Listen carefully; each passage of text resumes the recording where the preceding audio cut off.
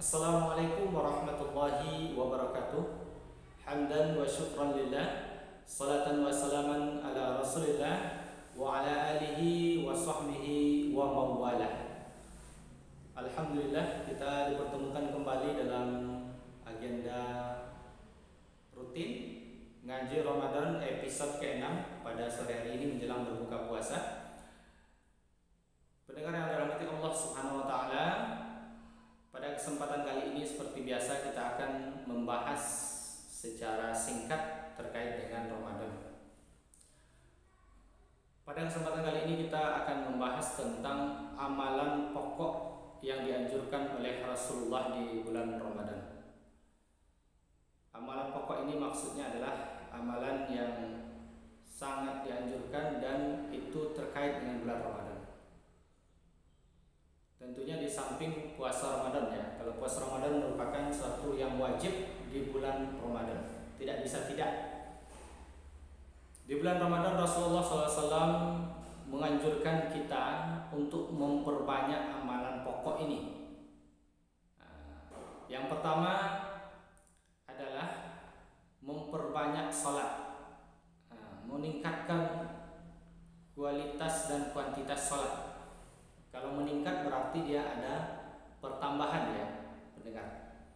Jadi yang biasanya ketika di bulan lain kita hanya mungkin fokus melaksanakan perintah sholat itu hanya yang wajib saja, maka ketika bulan Ramadan Rasulullah SAW memerintahkan kepada para sahabat, bahkan di bulan Sya'ban itu sebelum Ramadan datang, Rasulullah menegaskan kepada para sahabat bahwa untuk mulai meningkatkan kualitas dan kuantitas ibadah sholat, yakni dengan mengeluarkan semua sholat-sholat yang sunnah, baik itu yang rawatib maupun yang non rawatib, goiru rawatib ya.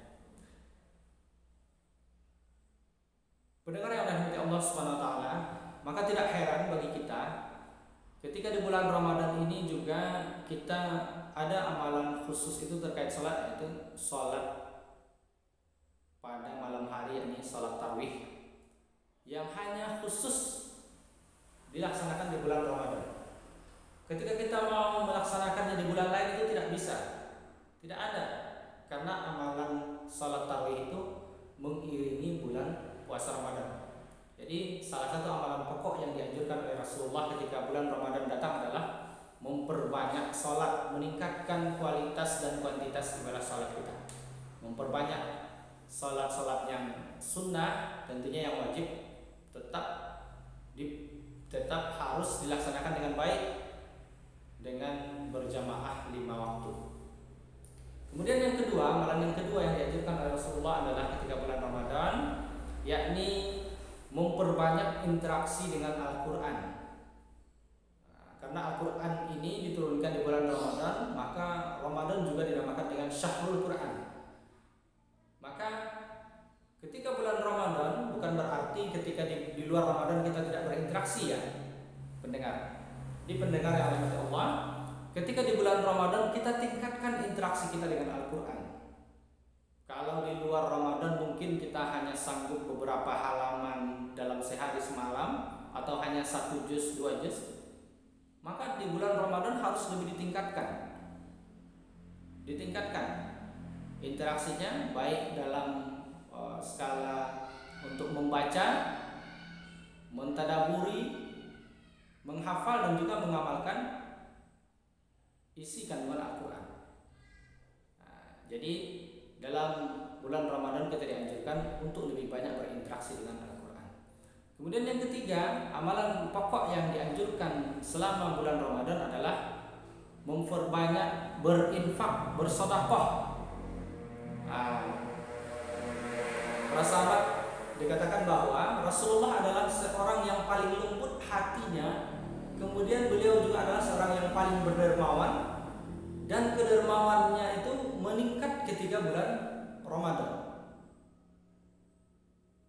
Pendengar yang dirahmati Allah SWT, jadi tidak mengherankan bagi kita lihat bahwa akan banyak orang yang rajin berinfak, rajin sedekah ketika datang bulan Ramadan. Karena itu adalah tuntunan dari Rasulullah SAW. Itu anjuran dari Rasulullah SAW untuk memperbanyak sedekah, infak di bulan Ramadan. Termasuk salah satu di bulan Ramadan itu yang wajib adalah mengeluarkan zakat fitrah. Nah, ya. Jadi pendengar yang dirahmati Allah Subhanahu wa taala, itu dia 3 amalan pokok yang dianjurkan oleh Rasulullah SAW selama bulan Ramadan. Yang pertama, memperbanyak salat, salat sunnah tentunya. Kemudian yang kedua, memperbanyak interaksi dengan Al-Quran.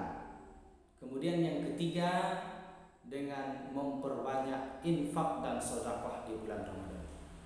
Demikian saja pendengar yang dirahmati Allah SWT. Selamat berbuka puasa.